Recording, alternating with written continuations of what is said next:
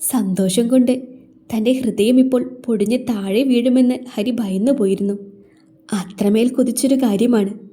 സ്നേഹമാണ് അവൻ്റെ ഇടനെഞ്ചിൽ ചേർന്ന് ആ ഹൃദയമിടിപ്പിനൊപ്പം ഒന്നായി മിടിക്കുന്നത്. ചുറ്റിപ്പിടിച്ച അവളുടെ കൈകളുടെ മുറുക്കം, ഷർട്ടിൻ്റെ തടസ്സം നീക്കി നെഞ്ചിലേക്ക് തൂവുന്ന അവളുടെ മിഴുനീർ തുള്ളികൾ, എല്ലാം കൂടി ഹരി വല്ലാത്തൊരവസ്ഥയിലായിരുന്നു. ചുറ്റുമുയരുന്ന ആരവങ്ങളൊന്നും തന്നെ അവനോട് അലിഞ്ഞ പോലെ ചേർന്ന് നിൽക്കുന്ന പാർവും അറിഞ്ഞതേയില്ലായിരുന്നു. അതുവരെയും അനുഭവിച്ചു തീർത്ത വേദനകളൊക്കെയും ഈ സന്തോഷത്തിന് മുന്നിൽ എത്ര നിസ്സാരമാണെന്ന് അവർ മനസ്സിലാക്കി. ഇനി വിട്ടേക്കട ഹരി, നിങ്ങളുടെ എല്ല് പൊടിഞ്ഞു പോകും. കണ്ണ് നിറച്ച് നിൽക്കുന്ന സീതയെ വലിച്ച് നെഞ്ചിലേക്ക് ചേർത്തുകൊണ്ടാണ് കണ്ണൻ അത് വിളിച്ചു പറഞ്ഞത്. ഞെട്ടിപ്പിടഞ്ഞുകൊണ്ട് ആദ്യം അകന്നു മാറിയത് പാറുവാണ്. ഹരിയുടെ മുഖത്തേക്ക് നോക്കാൻ അവൾക്കൊരു ചമ്മലുണ്ടായിരുന്നുവെങ്കിലും കണ്ണിമ വെട്ടാതെ ഹരി അവളെ ആവേശത്തോടെ നോക്കി ഹൃദയത്തിൽ നിറച്ചു വെക്കുന്നുണ്ടായിരുന്നു. നിറഞ്ഞ ചിരിയോടെ കൈമൾ മാഷും വരതയും, ഭദ്രയുടെ വിരലിൽ തൂങ്ങി നിൽക്കുന്ന ലല്ലുവിനും കുഞ്ഞിക്കും പോലും നാണം വന്നിരുന്നു. നിമ്മിയെ വിളിച്ചുകൊണ്ടുവന്ന അർജുൻ കൺമുന്നിൽ കണ്ട കാഴ്ചകളിൽ സ്വയം മറന്ന് നിന്നു പോയിരുന്നു. നിറഞ്ഞ കണ്ണോടെ അവൻ നിമ്മിയെയാണ് ആദ്യം നോക്കിയത്. അവൾ അവൻ്റെ കയ്യിൽ അമർത്തി പിടിച്ചു. അതുവരെയും അവരിലുണ്ടായിരുന്ന ആവേശത്തിൻ്റെയും ആഹ്ലാദത്തിൻ്റെയും ഇരട്ടിയായിരുന്നു പിന്നെ അങ്ങോട്ട് ഓരോ നിമിഷവും. ഇനി ഒന്നിനും വേണ്ടി കാത്തിരിക്കേണ്ട. കണ്ണൻ കുറിച്ച് വാങ്ങിയ മുഹൂർത്തത്തിൽ തന്നെ പാറു ഹരിക്ക് സ്വന്തമായിക്കോട്ടെ എന്ന കൈമൾ മാഷിൻ്റെ തീരുമാനത്തെ എല്ലാവരും നിറഞ്ഞ മനസ്സോടെ തന്നെ സ്വീകരിച്ചു. പാറുവിനു കൂടി ഡ്രസ്സ് എടുക്കാൻ അവരെ പറഞ്ഞേൽപ്പിച്ചുകൊണ്ട് കൈമൾ മാഷ് അവിടെ നിന്ന് ഇറങ്ങി തിരിച്ചത് വിവാഹത്തിൻ്റെ ഒരുക്കങ്ങളിലേക്കാണ്. ഇത്രയും കുറഞ്ഞ സമയം കൊണ്ട് സാധിക്കുമോ എന്ന് പോലും ചിന്തിച്ചു സമയം കളഞ്ഞില്ല. മനസ്സൊരുക്കി ഇറങ്ങി പുറപ്പെട്ടു കഴിഞ്ഞാൽ സാധ്യമാവാത്തതൊന്നും തന്നെ ഈ ലോകത്തിലില്ലെന്ന് ഒരു അധ്യാപകൻ കൂടിയായ അയാൾക്ക് ആരും പറഞ്ഞു കൊടുക്കേണ്ടതില്ല. ആർത്തിയോടെ ഹരിയുടെ കണ്ണുകൾ വീണ്ടും വീണ്ടും പാറുവിനെ തഴുകി തലോടി. എത്ര നോക്കിയിട്ടും അവന് മതിയാവുന്നില്ല. ഇനി മതിയടാ പറട്ടെ. നിന്റെ നോട്ടം കണ്ടിട്ട് ഇനി അവളെങ്ങാനും ഇപ്പോൾ കല്യാണം വേണ്ടത് പറയുമോന്നാ എൻ്റെ പേടി. ആ സാധനത്തെ വിശ്വസിക്കാനായിട്ടില്ല. നാളത്തെ ഒരു ദിവസം കൂടി കഴിഞ്ഞു കിട്ടണം. കണ്ണൻ പറഞ്ഞത് കേട്ട് ഹരിയൊന്ന് ചിരിക്കുക മാത്രം ചെയ്തു. അപ്പോഴും അതൊന്നും അവന് വിശ്വസിക്കാനാവാത്ത വിധമൊരു തളർച്ച ഹരിയെ പിടിമുറുക്കിയിരുന്നു. കണ്ണനും മാതിയും സിദ്ധുവും കൂടിയാണ് ഹരിക്കുള്ള ഡ്രസ്സ് കൂടി സെലക്ട് ചെയ്തത്. പാറുവിൻ്റെ അവസ്ഥയും ഏറെക്കുറെ ഹരിയെപ്പോലെ തന്നെയായിരുന്നു. തനിക്ക് എവിടെ നിന്നുമാണ് അത്രയും ധൈര്യം കിട്ടിയെന്ന് അവൾക്ക് അപ്പോഴും മനസ്സിലായില്ല. ഒന്നറിയാം, അവനില്ലാതെ വയ്യനി. ആ സ്നേഹം, ആ കരുതൽ, അതിലെല്ലാമാണ് ഇനി തൻ്റെ ജീവിതം. ഹരിയുടെ ഓരോ നോട്ടത്തിലും ഉള്ളിലൊരു പൂക്കാലം വസന്തമൊരുക്കുന്നുണ്ട്. അവനു മുന്നിൽ മാത്രം വിരിഞ്ഞ് സൗരഭ്യം വിടർത്തുന്നൊരു പൂവായി പാറുവും. കണ്ണനും മാതിയും സിദ്ധുവും മത്സരിച്ച് കളിയാക്കുന്നുണ്ട്. നേർത്തൊരു ചിരിയോടെ അപ്പോഴെല്ലാം ഹരിയുടെ മിഴികൾ പാറുവിലേക്ക് നീളും. വരതയും ഭദ്രയും കൂടി സ്നേഹം കൊണ്ടവളെ വരിഞ്ഞു മുറുക്കുന്നുണ്ട്. വല്ലാത്തൊരു നിർവൃതിയോടെ ഹരി അതിനെല്ലാം സാക്ഷിയായിരുന്നു.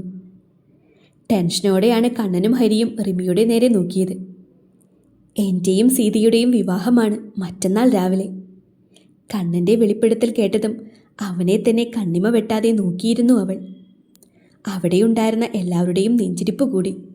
മിത്തുവും ജോണും അങ്ങേയറ്റം ടെൻഷനോടെയാണ് അവളെ നോക്കുന്നതെന്ന് ഹരിക്ക് തോന്നി. ഹരി മിത്തുവിൻ്റെ കയ്യിൽ അമർത്തി പിടിച്ചു. അവനതൊന്നും അറിയാത്തതുപോലെ. കൺഗ്രാറ്റുലേഷൻ കണ്ണൻ, നേർത്തൊരു ചിരിയോടെ റിമി പറഞ്ഞു. അവർക്കുള്ളിൽ കത്തിപ്പടർന്നിരുന്ന തീയിലേക്ക് വെള്ളം കോരി ഒഴിച്ചതുപോലെ. റിമി ഒരുപാട് മാറിപ്പോയെന്ന് പറയുമ്പോൾ അത് അവളുടെ സംസാരത്തിനെയും കാര്യമായി ബാധിച്ചിരുന്നു. ഒരു നിമിഷം പോലും തനിച്ചാകാതെ ജോണും മിത്തുവും അവൾക്ക് കൂട്ടിരുന്നുവെങ്കിലും മൗനം കൊണ്ടൊരു പടച്ചട്ട നിർമ്മിച്ചു സ്വയം അതിനുള്ളിലേക്ക് ഒതുങ്ങിപ്പോയിരുന്നു റിമി. സീതയെ നോക്കി റിമി കൈനീട്ടി. ആ കൈപ്പിടിച്ചുകൊണ്ട് ചിരിയോടെ സീത അവളുടെ അരികിലേക്ക് ചെന്നിരുന്നു. ഹാപ്പിയല്ലേ? റിമി ചിരിയോടെ അവളുടെ കവിളിൽ തട്ടി. ഹാപ്പിയാവും. മറ്റന്നാൾ പഴയ പോലെ പ്രസരിപ്പോടെ, അതിലുപരി ഹൃദയം നിറയെ എന്നോടും കണ്ണേട്ടനോടുമുള്ള സ്നേഹത്തോടെ, നിന്റെ അനുഗ്രഹത്തോടെ എനിക്ക് കണ്ണേട്ടൻ്റെ സ്വന്തമായി തീരാൻ കഴിഞ്ഞ. സീത റിമിയുടെ കയ്യിൽ അമർത്തി പിടിച്ചു. നീ വരില്ലേ? ഞാൻ കാത്തിരിക്കും. റിമിയുടെ കണ്ണുകൾ പെട്ടെന്ന് നിറഞ്ഞു. ഉള്ളിലെ പിടച്ചിൽ പുറത്തു ചാടാതിരിക്കാൻ അവൾ ചുണ്ടുകൾ കൂട്ടിപ്പിടിച്ചു. സത്യമായിട്ടും സന്തോഷം കൊണ്ടാണ് സീതെ. നിങ്ങളുടെ സ്നേഹത്തിന് മുന്നിൽ ഞാൻ തോറ്റുപോയി. ഒന്നും എൻ്റെ മനസ്സിലിപ്പോൾ അവശേഷിക്കുന്നില്ല. നിറഞ്ഞ സന്തോഷത്തോടെ തന്നെ നിങ്ങളെ അനുഗ്രഹിക്കാൻ കണ്ണൻ്റെ പ്രിയപ്പെട്ട കൂട്ടുകാരിയായി അവൻ്റെ പെണ്ണിൻ്റെ കൂടപ്പിറപ്പായി ഞാൻ വരും, റിമി പറഞ്ഞു. സീതയുടെ നോട്ടം കണ്ണൻ്റെയും ഹരിയുടെയും നേരെ നീണ്ടു. നെഞ്ചിൽ അവളൊരു കരച്ചിൽ തടഞ്ഞു വെച്ചിട്ടുണ്ടെന്ന് ആ നോട്ടം കൊണ്ട് തന്നെ രണ്ടുപേർക്കും മനസ്സിലായി. ലല്ലുമോളെ ഒതുക്കി പിടിച്ചുകൊണ്ട് അതെല്ലാം നോക്കി പാറുവും ചുവരിൽ ചാരി നിൽക്കുന്നുണ്ട്. നിമ്മിയെ കൊണ്ടുവിടാൻ പോയ അച്ചുവിൻ്റെ കൂടെ വരതയും ഭദ്രയും കുഞ്ഞിയെയും കൂടി പറഞ്ഞു വിട്ടിരുന്നു. സിദ്ധുവും ആദിയും അവിടെ നിന്ന് തന്നെ മടങ്ങിപ്പോയിരുന്നു. അജു കണ്ണൻ്റെ കൂടെ പോകുന്നതിന് മുന്നേ അവനെയും കൂട്ടി തൻ്റെ വീട്ടിലേക്കൊന്ന് വരുന്നുണ്ടെന്ന് കണ്ണനും ഹരിയും നിമ്മിക്ക് വാക്കുകൊടുത്തിരുന്നു. തെളിഞ്ഞ ആകാശം പോലെ വിടരുന്ന ചിരിയിൽ അവരോടുള്ള നിറഞ്ഞ നന്ദിയും സ്നേഹവും അജുവും നിമ്മിയും കരുതി വെച്ചിട്ടുണ്ട്.